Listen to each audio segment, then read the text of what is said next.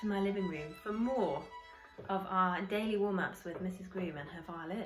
So today we're going to be doing some work on long bow exercises. So sometimes I speak to some of you about doing this every time you practice, and it's really important because it means that our bows and our hands learn how to do a nice long and straight bow.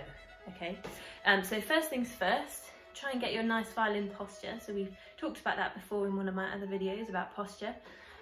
So get a nice posture ready, and some of you may or may not know this, but you've got 4 arm levels. Okay, we've got 4 strings, so therefore we've got 4 arm levels. And what I mean by arm levels is the space between our body and our arm needs to move depending on which string we are on. So for instance, if I'm on the E string, I've got little, if no, space between my body and my upper arm, like that. But if I need to play on my G string, I have to make sure there's a lot of space in order to get to the G string. Sometimes I say, imagine that there is an air balloon underneath your arm, just here. Imagine there's an air balloon, so if you need to get to the G string, you need lots of air in that balloon. And then if you need to get onto the E string, you need less air in that balloon, and then you're onto the E string. So we're going to start a nice, easy kind of middle ground. So we're going to start on the A string, and we want to be playing between the bridge here and the fingerboard here. We want to make sure that we're playing around about here on the violin. So can you put your bow right at the heel of the bow on the string in between the bridge and the fingerboard, and we're just going to do a nice downwards and upwards movement, and we're going to see what happens. So here we go.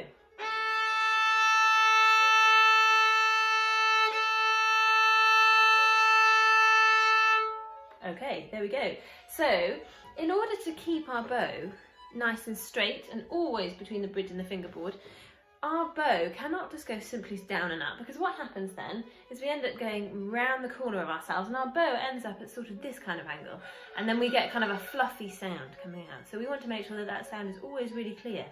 So what you might have to do is just think about going slightly out, reaching slightly out with your arm, so that your violin bow is always between the bridge and the fingerboard, not round the corner like this, always between the bridge and the fingerboard. Okay, another thing to think about is at the moment you can look at where your bow is, but what we're aiming to do is doing this daily, and eventually you don't have to look. So at the moment we're just going to do that again, and I'm going to make sure that I'm definitely always between the bridge and the fingerboard. One more time.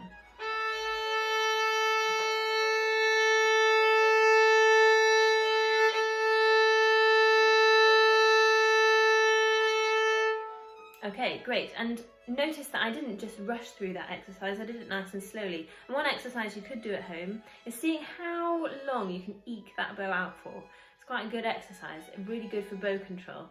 So how long can you keep that bow going? And I'd love to hear if you could give me a little comment, either on Teams or however you want to do. Send me an email or something to say, oh miss, I made it last for this many seconds. Great. Okay, so when you've got used to that, why not have a go at another string? So I'm going to go right to the G string now. So I've had a go on my D string, so I need lots of air in my balloon, and I'm going to try the same thing on the G string. You ready?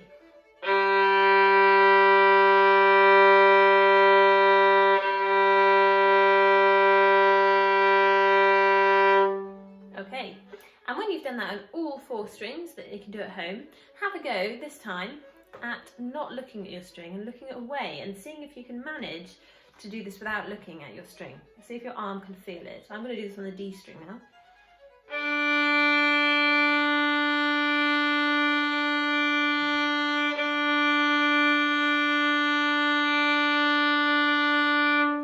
Okay, so I've been doing this for a long time, but you might not have been doing this for very long. So you might have heard some scrapes and some squeaks along the way, and that's okay.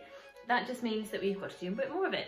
So if you heard lots of scrapes and squeaks, it's probably because you were either on the wrong string, so maybe your arm level wasn't quite high enough, or it was too high, or whatever, you're touching different strings, or your bow wasn't straight and we were doing the round the corner thing. So you just need to make sure you look again, have another go. Okay, and keep going until it sounds really nice and clear. So we want a really nice, clear, quite a loud, quite a full sound, and then you're on the right path. So what I would suggest is that you do this 4 times on each string, up and down, 4 times. 4 times looking and 4 times looking away, and see how that goes. And it should be that they get better and better when you're not looking at the violin, because you're teaching your arm to do it correctly, and so it's nice and straight to the violin. Okay, let me know how it goes. Bye bye for now.